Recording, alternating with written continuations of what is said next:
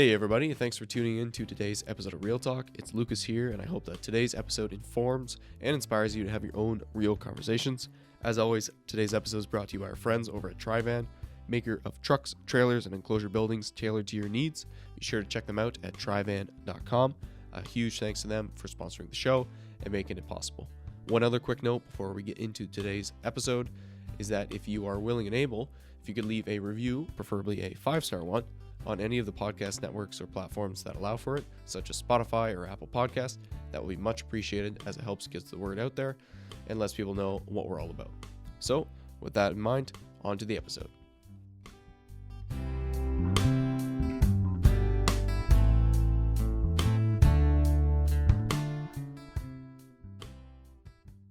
Okay, we are live with the Real Talk podcast, so thank you all for being here and being part of this production. It's exciting to get to do this, and it's a first time for a live podcast. So today's topic is redeeming entrepreneurship. So this is a bit of a broad topic, but largely what we're trying to do here is have a discussion about business, what it means to be a Christian in business, why are we doing this, what does success mean, how do we think about business in a broad perspective, and kind of why do we labor every day, and what are we trying to do with that. So with that in mind, I should introduce my three fellow my panelists here. So going closest and working across the table here. So we have Jake DeYoung to my left. He lives in York, Ontario, which is very close to Caledonia. He's a graduate, a hometown kid of Heritage Christian School. So can we get a round of applause for that, maybe? Hey, right on. All right, Jake went to McMaster University for Human Resources Management following his stint at Heritage. And he was employed for 10 years and now has been self-employed for 5 years as the owner of Power Group Resources. He's happily married to his wife, Jess, has 5 beautiful children, and attends Trinity Canadian Reformed Church. All right, so give it up for Jake DeYoung. All right. Happily married, yeah. Happily married, yes, that's good. All right, next we have Brad Shooten. So Brad was very ambitious in the bio he sent me. So bear with me here as I read Brad's extensive bio. Funny guy too, we'll just wait for this. So Brad Shooten is 37 years old, and he is living the dream life in the Attercliffe area, along with his wife Erin and their 6 children. They worship at Attercliffe Canadian Reformed Church, which is in the large, well-known city of Attercliffe. All right. Erin and Brad started their first business in 2007 when they were newly married and just 21 years old. They have supported each other in it as it took on many different forms over the years. Brad is the founder of Ontario Outbuilding and Ontario Metal Products, co-owner with Bruce DeBoer since 2020. They also partner with 3 other young entrepreneurs since then to establish Ontario Metal Roofers and Ontario Trough Pros. Teamwork makes the dream work for them, and they strive in weakness every day to do their work for the glory of God and to serve those the Lord places in their path. Give it up for Brad Shooten, ladies and gentlemen. All right, and last but not least, over to the far side of the table there, we have Aaron Osterhoff. So Aaron and his wife Lindsay live in St. Anne's, Ontario, where they raise their 5 children, ranging in age from 2 to 11. They own and operate Spring Creek Quail Farms, a vertically integrated quail farm. Aaron grew up just outside of Vineland and worked as an electrician for 8 years after completing high school, obtaining both his journeyman and master electrician license. In 2016, he left the trade to join Spring Creek and became a full owner along with Lindsay in 2018. His interests outside of business include politics, reading, music, and sports. Oh, give it up for Aaron Osterhoff. Okay, so as I mentioned off the top, we're talking about redeeming entrepreneurship. So I think in order to get into this topic, it'd be good to get a bit more of a background from the hosts themselves on what got them into business and kind of their background there. What was the original draw into business? And then, how do you define success kind of going into that? So Jake, maybe if I'll pass the mic over to you, you can chat a bit about your work and your story over at Power Group. Yeah, thanks very much for allowing me to be here tonight. We started Power Group 5 years ago, like the bio had said. But I started like every good Dutch person and started in landscaping as soon as I got out of university there.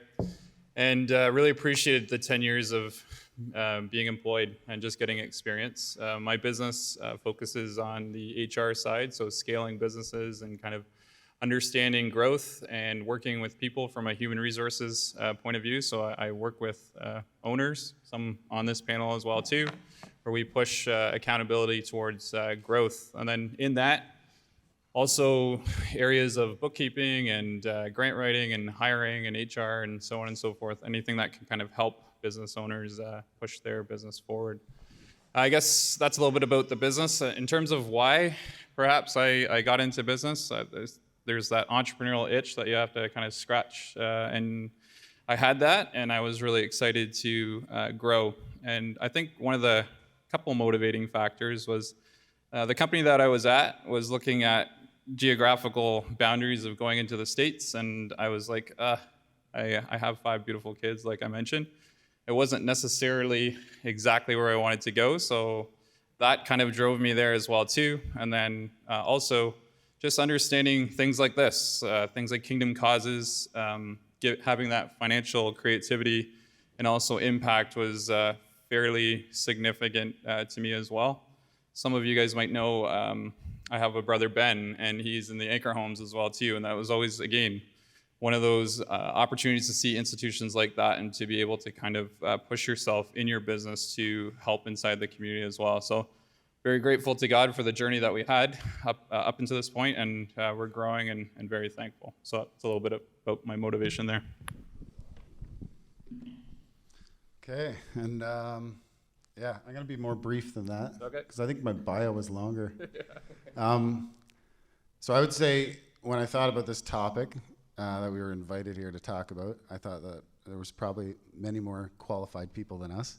And yet, yeah, I guess just to chat about it and to think about it is pretty interesting. So when I thought back to why I would have gone this route, I actually don't have an answer for that. I just always felt like I wanted to. We were surrounded by parents and family growing up who own their own businesses, so it was kind of just built into me that way. And then when I met my wife right near the end of high school, then she had the same kind of goals, so we did it together. What else was I supposed to talk about? Why did I get in business? Brad, do you want to talk about, we were chatting at the table earlier, so you have this transition, right? You get into business, is kind of what you've grown up with, your parents, your father owned a business and whatnot. Yeah. So this is kind of like the way to go out and work in the world, which I think is a pretty familiar story for a lot of people here. Yeah. But you're in business for a certain amount of time, and then at one point kind of, it all kind of clicks, and you're like, am I just like doing a job, or like, do I want to grow this and make this a bigger thing? So yeah. What was that journey kind of like for you in that process? Right, okay. So it definitely started just with a work ethic. I wanted to work. Jake went to university and Heritage, so that's 2 pluses. I crawled through Guido and then went to work. So I just went to work at first, and I worked and worked and worked, and you just work and work, and you don't really understand why it's not growing. You kind of hit the ceiling, and you have people working for you, and then they grow up and hit that ceiling and move on. And then, yeah, we were chatting about it at the table earlier. It was like kind of like a moment where you're just like, wait a second, I got to stop and work on this business, not necessarily on the work that I'm doing. And that was kind of what could open doors to grow it. Okay, yeah, that makes sense.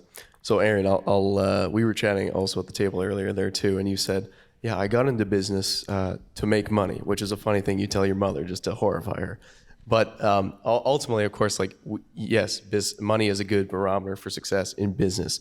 But it tells a little bit about your journey in quail farming and whatnot, what that was like getting into it, and then how do you define success in your everyday work as an entrepreneur? Yeah, and I think I enjoy giving my mom gray hairs. I think that's it's kind of fun.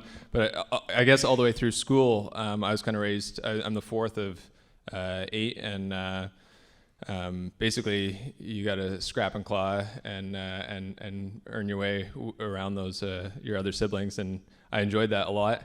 But we were raised in a really curious environment where we were always piles of good literature around us all the time, lots of good books to read, and our parents would kind of push us to kind of do something all the time. Hey, be productive. Don't just sit around. Make sure you're working. So similar to Brad, I just worked all the time. I liked reading lots, but I also just worked a lot. But honestly, coming out of high school, I didn't know what I wanted to do. So I did a couple courses on entrepreneurship and marketing at Niagara College, but I also got my real estate license and worked in that for about 8 months until I realized that like I didn't know what I didn't know, which was a lot. And I was offered an electrical apprenticeship, and I took that and worked there for 8 years. Loved every minute of it, excellent company. They trained me well. I got to work with them and just learn so many things, make so many mistakes with them, which I'm so thankful for. But going through that, just this idea of the farming lifestyle, and then also just I guess more involvement in family and stuff like that kind of made me, just the love of business and the ideas behind business made me kind of head back towards the farm, and I became a partner with my uncle on the farm. And then he actually retired a couple of years after we started working together. And so I kind of had this idea in my head, like a vision, like a direction that I wanted to take everything. And it's worked really well for us in defining success. So we have a really clear mission of what we want to accomplish. We have a really clear vision. And then we have kind of the guidelines, so the values that define us as we go towards that. We use money as a barometer of success, so it's a measuring stick along the way, but it is not success for us. Like the success is kind of the purpose of the business. And then you have to be careful, because success always is, there's a personal side to success and a business side to success almost, right? Where success for me personally is more the relationships with my wife, my kids, and then work commitments and everything like that. But business-wise, you need to have something that your staff can buy into, and they know where they're going every day, and what success looks like, so that they can be rewarded for or know if they're succeeding or not. So it's kind of two different points, I guess, on the success side. Right. Okay. That makes sense. So with that success comes obviously a responsibility. As your business grows, you add more people to it. Jake, maybe you'd be in a good position to comment on this, given your role with Power Group, supporting a lot of businesses, coaching them through, providing them resources. How do you approach that mindset of that, like basically the responsibility that comes with being an entrepreneur, being a business owner, kind of approaching, just like taking care of your employees, and also like the mindset of growth that comes along with that? Like, is there a point where you can respectfully plateau and it's okay to be there, or do you kind of owe it to your people to like, no, we need to grow? Just kind of comment on that maybe. It's like a lot of questions in there, so I do my best with that. Just with responsibility to growth, and maybe just even being self-employed, I think there is a responsibility, like I mentioned earlier, just with regards to God's kingdom advancing too. We have schools, we have churches, we have these institutions that really promote that. So there is a responsibility for that growth, I think, and for that entrepreneurship. And also just as a employer, you have a responsibility to your staff and to build teams and to really clearly articulate what the vision is. I always kind of find if you have nothing to align with, then usually what happens is, people will end up leaving the organization because they just don't see it. And so this is certainly not, we talked about that at our table. We pretty well did the whole real talk during dinner. So we're trying to recap all these points, but this is not meant that everyone's an entrepreneur. It's those who are an entrepreneur can also create awesome circumstances for people who support Christian schools, who support their families, and have a responsibility towards that growth as well. And when I look at my own business, we started off with just myself, and I was fairly risk adverse, but we have 16 people 5 years later, and I'm very thankful for my staff, and I kind of pour everything I can into them with the mindset of seeing their personal success as well. So that was a few thoughts on growth. For sure.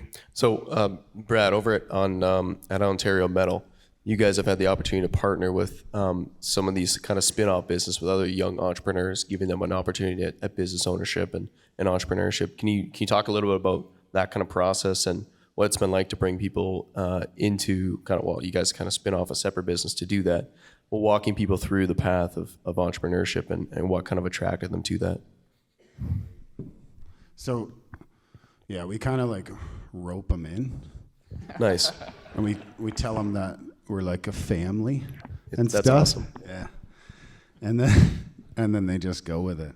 No, I have this certain like ceiling that I can hit, that I need other people alongside me, and it did seem like a good opportunity to give other people a chance to start something with someone who's already done it and not go fresh blazing out on their own and try to build a whole new client list and stuff like that. We learned lots of lessons over the years of doing it, I would say. Myself, like I've had a partnership and we've decided to not be partners, and then Bruce DeBoer is partnered with me now, and then when we decided to do this metal roofing company as a separate company, then we saw a lot of talent in Caleb Vermeulen. So we asked him if he would be interested in that, and yeah, it gives him an opportunity, and then we're working together again. And then the same thing with the eavesdrops with Fred Vandenbos and Owen Vandermarl. So, and they got lots of good guidance, and we have some coaching, obviously, which we all need. Even once you've done it for a bunch of years, there's still always more to learn. Plenty. But to see these guys succeed is like, it's one of the goals. Like to see them succeed in their churches, join committees, be elected to office, and just be able to serve and grow and pay their bills. That is kind of like an awesome thing to look at every day, I find. Yeah, no, that's really cool. Well, and that kind of ties in with the responsibility we were chatting about a bit earlier, right? That you have a responsibility of giving your people an opportunity, right? So they can be involved in these community causes, in the kingdom causes. Yeah, Aaron, I think I just want to chat about too, like on that theme of building the kingdom through your business. What kind of opportunities are out there for entrepreneurs to think about? Similar to like what Brad was talking about with spinning off companies, getting other young entrepreneurs involved in business.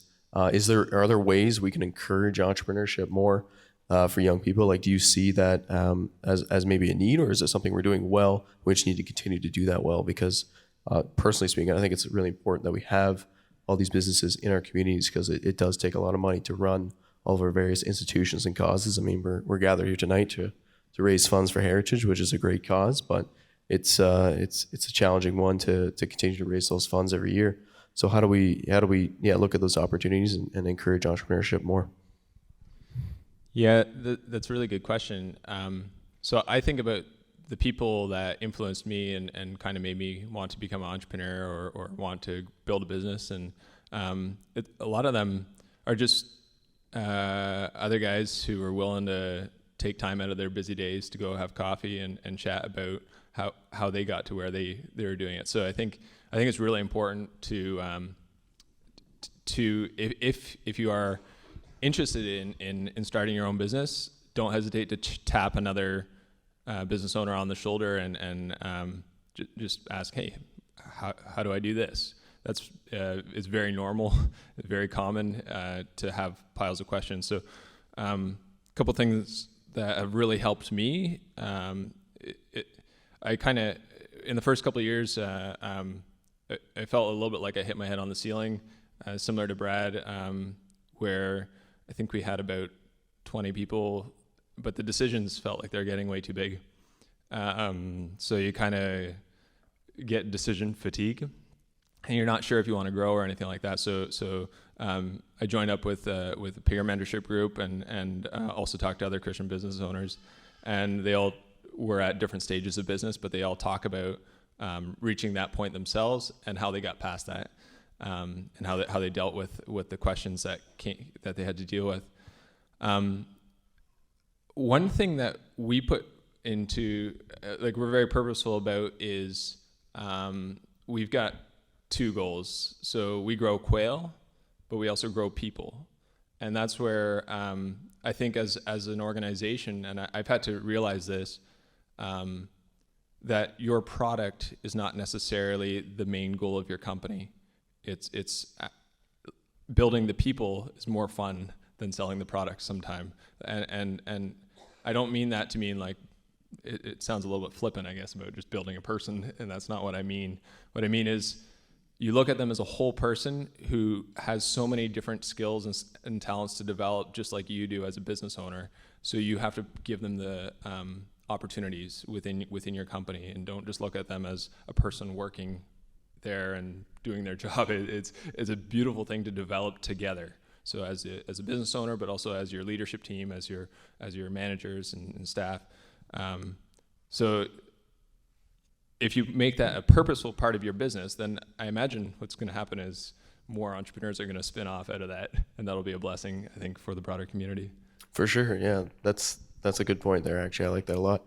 But Jake, I think you would be a good person to speak on this issue. So entrepreneurship, yes, obviously important. That's why we're here chatting about it. But not everyone can be an entrepreneur, or not everyone is an entrepreneur. So maybe just chat a bit about, like, what is an entrepreneur? What kind of character traits does someone like that have? Because, all 3 of you are entrepreneurs, right? But you're also 3, like, there are similarities, but there's a lot of differences as well too. So in your work, kind of in the business coaching space, like, speak about some of the character traits that entrepreneurs have, and that maybe, I don't know if you have any stories of people who were on their own and then went and switched to work for someone else and had a great amount of success inside a business, or vice versa. Yeah, so I guess, what is entrepreneurship? We talked a little bit about that, in the sense that just having a bigger picture, right? It is true, not everyone is an entrepreneur, but someone that has the ability to see the whole picture. I think there's a lot of things that you realize pretty quickly. One of the things that I thought was, you become more flexible when you start your business. It doesn't always work that way. So you have to really kind of focus on building teams. So an entrepreneur is someone that can see the big picture, but also an entrepreneur is one that can develop teams. And I think that that's something I've been coaching a lot of companies on, but also for myself, to just really coach your staff to allow you to kind of grow as well too. So someone that has the ability to develop teams, and also someone that has the ability to see the big picture. I just wanted to say a quick story. Aaron had mentioned mentorship and kind of how we got started. And I just want to share a story. When I decided to go on my own, I was analyzing the risk many, many times, and I was pretty nervous and all that type of stuff. But I actually came to my employer and I said, hey, I have this itch. I've served you well, and these are some things that I'm thinking. And I said, would you be a client? Like, I'm the employer, and I'm expecting to get fired on the spot because of my entrepreneurial idea. And he said, yeah, like 6 months, give me 6 months notice and I'll be your first client. And I'll never forget that. Like, that was something that actually vaulted me the opportunity to have someone that set aside their own interest help me. And then I had 6 months to essentially build a business while I was serving them. And that was just, to me, that was an entrepreneur there as well too. And very thankful for that. So I just wanted to share that story. Oh, that's really cool. I like that a lot. Okay, so I want to touch a little more on the success side of things. And you guys both talked about kind of hitting plateaus and kind of hitting your head against the wall, and then you add more people to the mix, and you can kind of get to the next level. And we touched on the growth a little earlier too.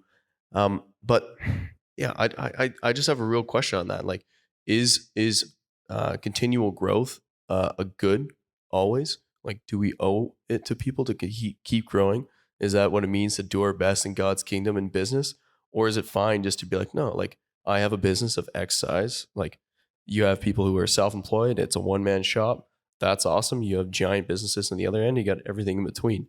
Like, how do we talk about that as Christians? How do we encourage entrepreneurship and like a go-getter attitude and let's build things, but also like we don't have to like work ourselves to death, right? this is not the world's best question. I'm not formulating it very well, but do you kind of get where I'm going with this? It's real. It's real talk. This is real talk. Like, how do you approach that personally? Let's say. How How have you approached that personally, right? In your business, like, Brad, I hate to break it to you, but you're the old man around the table here, okay? At 37. So you've been doing this since 2007? Yep. So like in your journey, right? Like you haven't been like you're at a certain level and you're like, I got to keep going. We got to get higher. Yeah, but we've right? also had losses and knockdowns and right. made tons of mistakes, and you are always learning, and you have to love the constant learning. Like you don't really ever get to be comfortable. Unless you choose it and find it and stay there. I don't think you owe it to anyone for growth, but you've been given a certain number of talents to use, and if you can, it can really benefit those around you. I think that, like, to say if you want success, just keep hiring people, that's not true. Sometimes people think if we just add in more people, then it'll fix the problem, but what I learned, and I did that like at times through having like employees on the payroll as well as subcontractors full time. But until I gave it up to people and gave them responsibilities, it would actually just get worse when we hired more people. Like you have to just trust that someone else is going to be able to do that job as good as you can, and when they fall and make a mistake, you just help them pick up the pieces and try again. Yeah. So, okay, so to summarize that, is it fair to say that you're growing and you have the desire for growth, for change, it's because you want to use your talents the best of your ability? Yeah. Is that kind of the gist of it at the end of the day? And you want to see, like, you'll find if when you're growing a business, you have different levels of employees, and some just really stick around, right? Yeah. If we stand still, then everything about their life stands still too. Yeah. And for them, that would be wage related or whatever, right? So creating a bit more opportunity is usually behind it. Yeah. So that they have an opportunity to get to the next level. Yeah. If they want it. Yeah. Does that ring true for you as well, Aaron, in your experience and your growth? Yeah, I mean, I get the question regularly, like, when is enough? Yeah. Have you grown big enough yet? Yeah. Why do you keep wanting to grow? And it's kind of funny because I don't always feel like I'm growing because I want to grow. It kind of just keeps on happening. Yeah. And there's gentlemen out here in the audience who are much more experienced in this than I am, so it feels kind of weird to be up here talking about it. Yeah. But it is something that sometimes you have great plans. You know, business, you're supposed to lay a 3-year, 5-year, 10-year plan, BHAG, big, hairy, audacious goal and stuff like that. And you lay these plans and you're like, yeah, this is going to happen and everything like that. And you have to hire people to make those plans happen, and you have to carry out a certain course of action. And you do all those things, and then the Lord opens up a door over here, and that's where success happens. It wasn't all your plans that were going down this path, and you grow because of that. And so you just you're pretty thankful for it. So am I always looking for growth? Yeah, kind of, because you gotta make sure everyone progresses also in their personal careers. I think that's where I usually feel the pressure the most, in personal career growth for people around me. Right. Okay. Jake, any comments on that? Yeah, just was staring at you because I had one in the. Yeah, no, I just, when I look at growth is very exciting. And I echo what Brad says in the sense of God's blessed us with gifts and talents, and we're to use them. That being said, my mentor kind of rings true, and he uses the phrase, volume is vanity, profit is sanity, right? So I think sometimes there is a swag, or there's a volume thing that people chase the top line. But there's so much control inside of your own business that can create better opportunities, right? So when you're chasing the growth, then your money is going out the door as well too, right? But if you're able to kind of be very purposeful with what you have, and you can have purposeful journeys for your staff, then you're also able to invest back into them with profit. So it's just a slogan that just kind of came to my mind as we were talking about it. Oh, that's good. I like that. I think I've heard that before too. Yeah. Okay, so I think maybe to close off the main section here, and then we'll have a fun little Q&A after that, so you can ask your burning questions. But I think the reason, well, there's multiple reasons we got into this topic, but I find it personally interesting as a young entrepreneur myself to try to learn from gentlemen more experienced than I. But also I think, there's plenty of other young entrepreneurs, even older entrepreneurs of any stage in our community. And but I think specifically on the younger side of things, I'd be interested to learn from each of you guys maybe the thing you like most about entrepreneurship, and then the thing you find most challenging for just to give some advice for anybody thinking about jumping into that space. Brad's already reaching for the mic there. Just because I think it is so important, and not everyone is an entrepreneur, and that's completely fine because we need people working in businesses who can be effective in them. So best thing, worst thing. Brad, you want to go first? Sure. Okay. Yeah, just the best thing, the thing that I loved about it the most when I first got into it was I could make all the decisions. And that's the worst. Mic drop.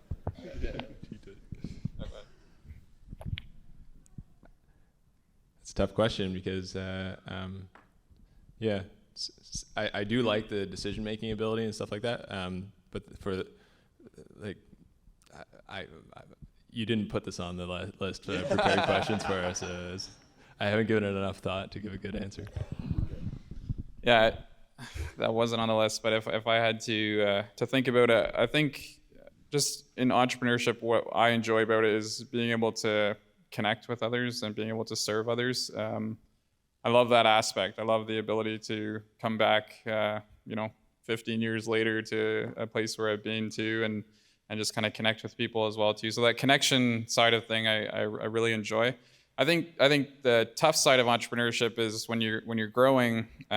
You're often thinking about growth, and you have to really protect your headspace as you grow, right? You got to really think about your balances and your time. And we have 5 kids, like I've said 3 times probably this podcast, but that's always something that you contend with. And when you look at growth, you have to develop your team enough to kind of get to that point. So that's always a difficult point. Managing the growth. Okay. Aaron, no other comments? You're good? Well, I guess one thing I'd say is that, because I don't have any crazy wisdom or anything like that to offer, but what I could say is that there's a lot of good books out there that are helpful, that I've found have kept me grounded during this journey. Like there's a lot of, obviously the Bible, but there's a book by Gary Miller called "It's Not Your Business," and it really describes the conundrum of business ownership within the Christian community. Like how big is big enough? What's the right size business to have? Is it too small or anything like that? And I can't recommend it enough. And then also, I think Randy Alcorn, not Randy Mulder, sorry. Randy Alcorn, he writes some really good stuff. The Treasure Principle, it's a short read, but he really just outlines living for the line and not for the dot. And that's what operating our business in this world is, right? It's the dot. And we're called to use that towards the line, which is eternity, right? So I think that's the whole purpose to it.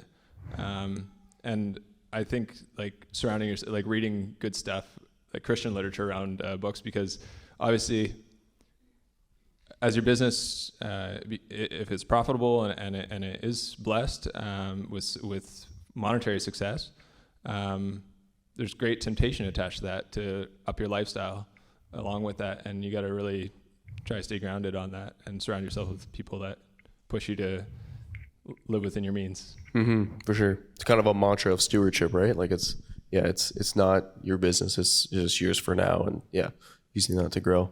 That's actually a good little. Any other books you guys want to recommend? Because that's something I found. If you nothing off the top of your head, no worries.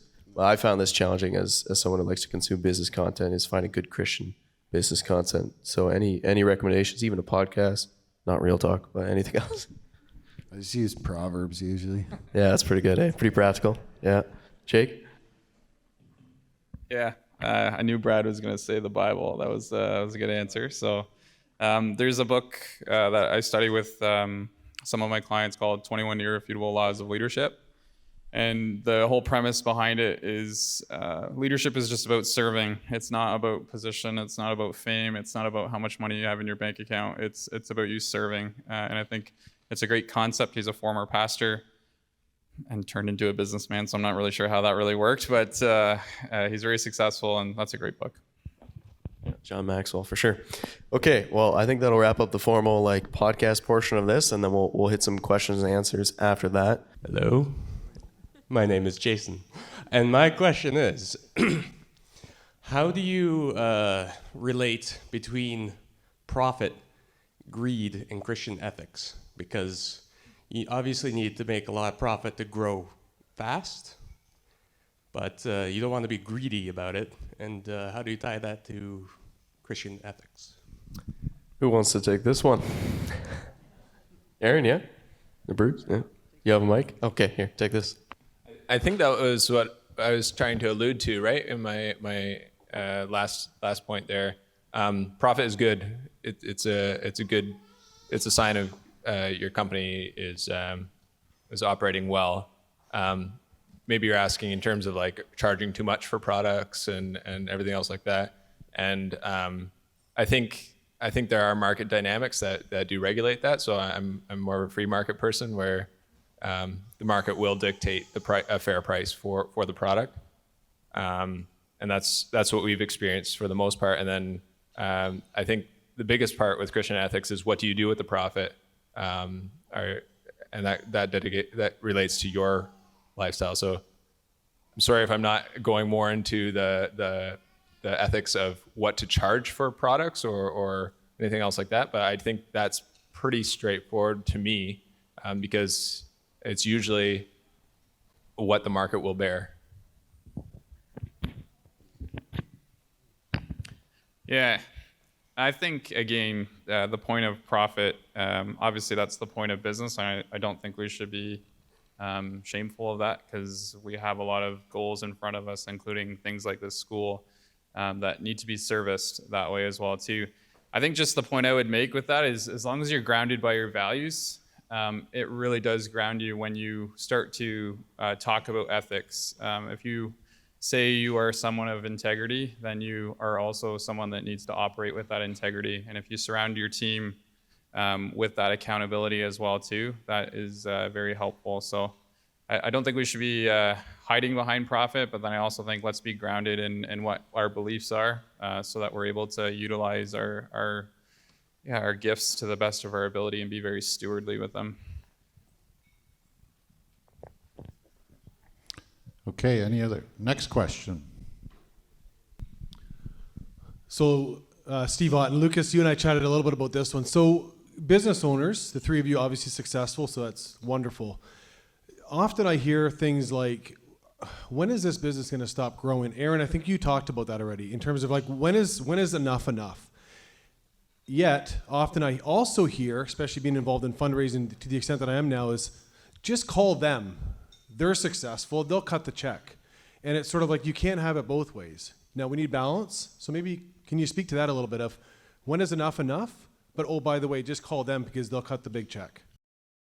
Yeah, I think Gary Miller talks about that really well in his book, It's Not Your Business. And he categorizes it kind of as three types of people. One that believes that a business should keep growing forever because there's so many organizations to support. And then another one who says at this size, you start getting into evil territory.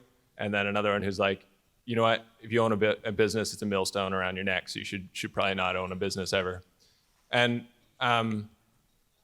there's dangers to all three, right? And so I think growing a business and just growing for the sake of growth is dangerous, particularly when you have a lot of cash at your disposal and can live a lifestyle or choose to live a lifestyle that reflects what your business is taking in.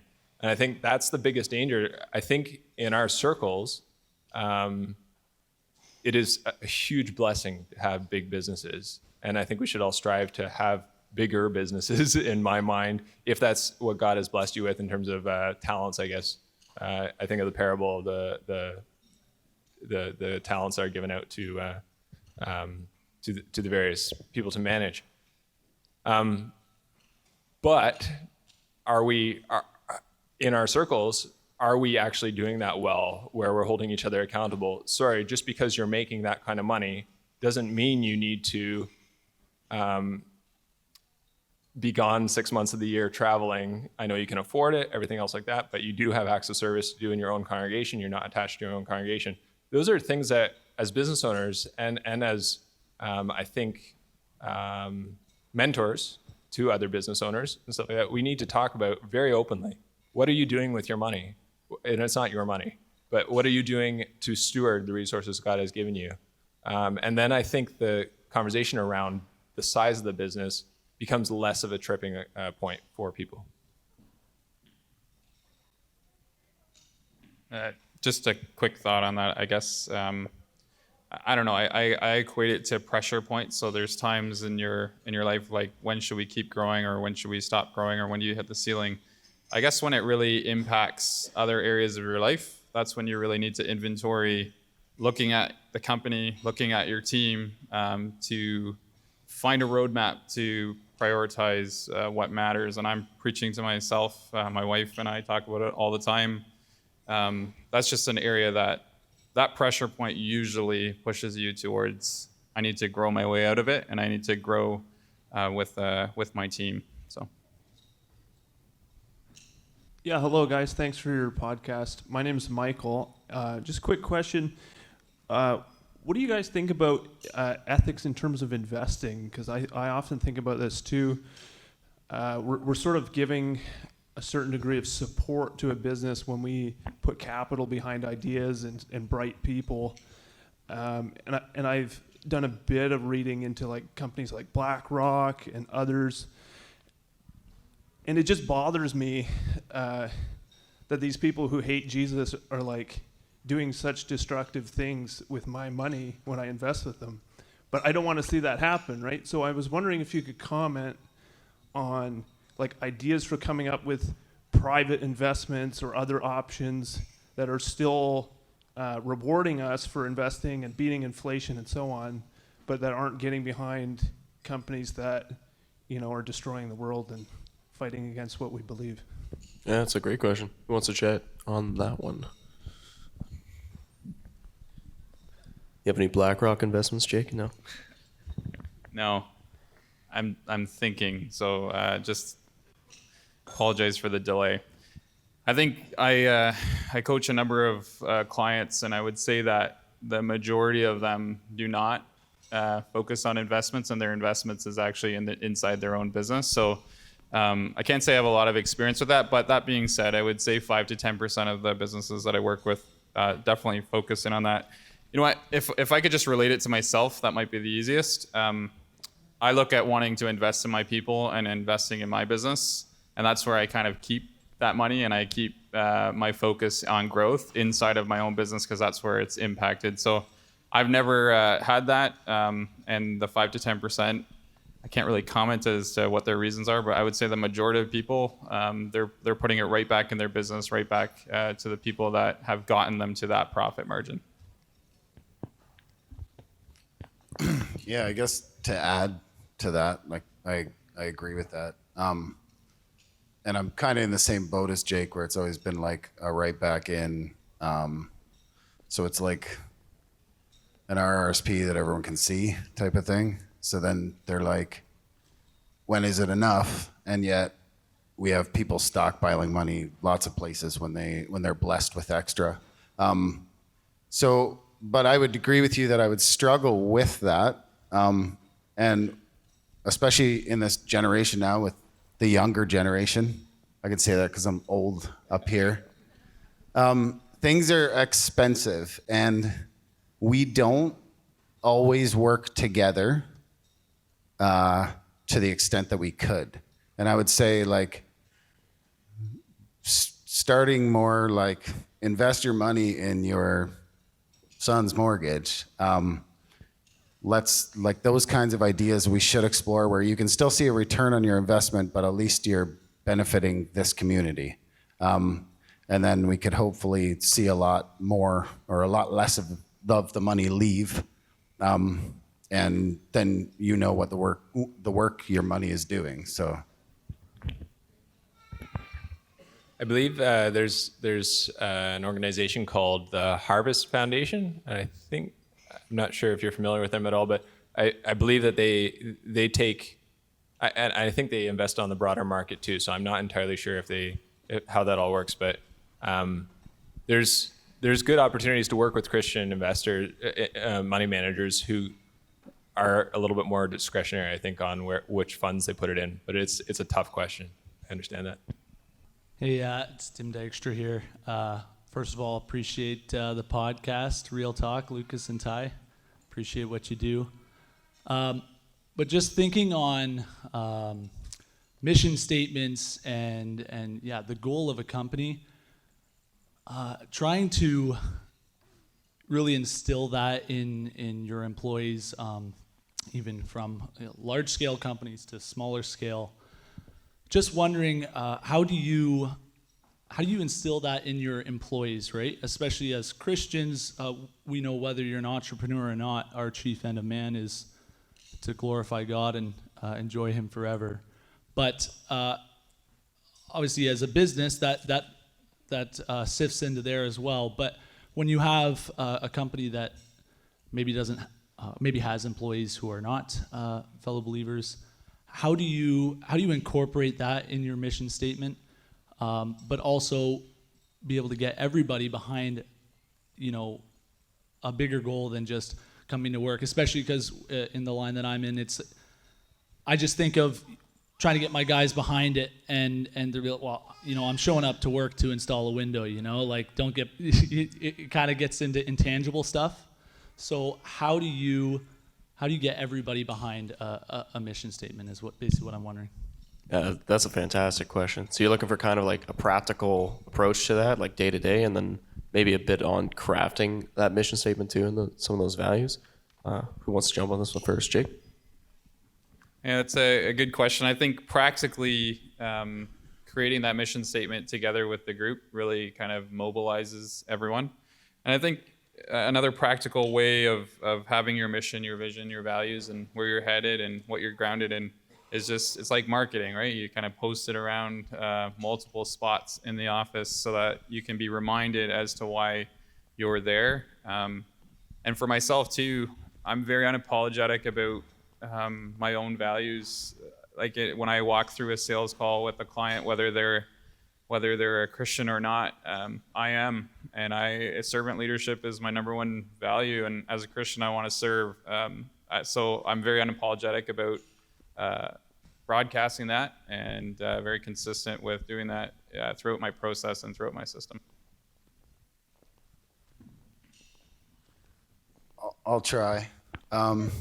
Being in the construction, I get what you're saying. And it hasn't been super easy over the years because sometimes it's like, what do you want them to get behind? Like, we're building a barn. We call it 4 walls and a roof all the time. So it is but there is more to it. And I would say, if I'm just showing up and, in your words, installing a window, then my guys will do the same. And if I have a heart for the job and love to share more information about how we're trying to grow it so that there can be success for all. And then also, if you have opportunity to do some pro bono work or give away money, it's nice to be able to show the guys that we did this together. This wasn't just you came to work, filled my bank account, and now I can look like a generous person. It's all of us, right? And that does help. And I know that goes back to, I was joking when I said we rope them in like a family, but there is something to that where they feel comfortable enough that they know that you're on their team too. They're not just on yours. Yeah, I found having a mission, vision, values, and just really, really energizing for everyone to keep it in line. And I didn't follow Jake's method. I just went top down and said, "This is the way it is." But I did use a little bit of thinking behind it. So when I started, it was 5 of us. So I just said, hey, our mission is we're going to make quail eggs on grocery store shelves across North America. Okay, well, that's a pretty clear mission. Everything we do goes towards that. And our vision is quail eggs on grocery store shelves across North America. And but the things that speak into that are our values. And I just looked at who the best people in the company were. There's not very many of us at the time, so it was pretty easy because everyone was working incredibly hard. And the values are caring, professional, and driven. And then, so the mission, it's not like I know what you're saying about, well, we have a pretty easy mission, to glorify God and enjoy Him forever. But how does that tie into a company? And it's, how do we make people's lives in the world better? How do you do that doing Windows, right? And so we believe that what we're doing makes the world a better place. And God has called us to do that. So then, but when you're articulating the values, then you can use language that reflects who we are, right? So caring means we treat others the way we want to be treated. That sounds familiar to me. Professional and driven, we tie that into protecting God's creation and acting in ways that, that should reflect we're driven to be the best version of ourselves, which is the way God has created us to be. So you can tie those into those values that drive you on your mission. So I think for a window installer, I think you could do some pretty cool stuff with that. Very cool. Okay, I think that takes us to the end, right? It's been a real talk. Thank you. Thanks, dude.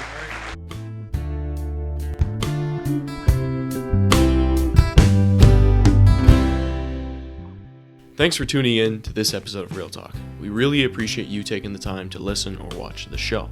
If you want to send us your feedback, and we'd love to hear it, please email us at reformedrealtalk@gmail.com. If you want to find us online or social media, we got a lot of great content there. Just search Reformed Real Talk and we should come right up. This show is created and produced by myself, Lucas Holtfluer, and Tyler Vanderwood, and our wonderful podcast manager who does all the editing is Mariah Tamiga. So we're really thankful for her contribution to the show as well. That's all for now, folks. Thanks for watching or listening, and we'll catch you next time. Bye-bye.